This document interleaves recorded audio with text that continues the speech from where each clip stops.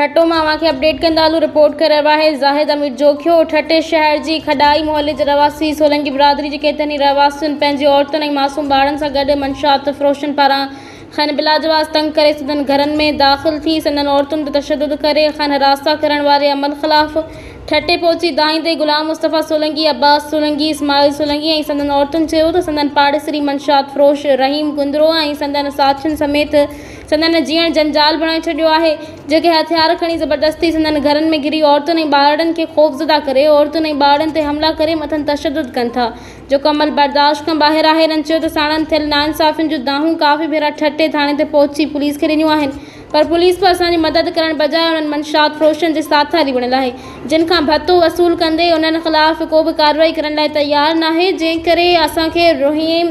गुंदरो ऐं संदन साथियुनि मां नुक़सान जो ख़तरो आहे। इन्हनि SSP ठट्टो खां मुतालबो कयो त साणनि इंसाफ़ करे खैन मंशात फ़रोश रहीम गुंदरो ऐं संदन साथियुनि जो ज़ुल्म मां निजात ॾियारी खैन तहफ़ुज़ मुहैया कयो वञे, ॿी सूरत में सख़्तु एहतिजाज कयो वेंदो।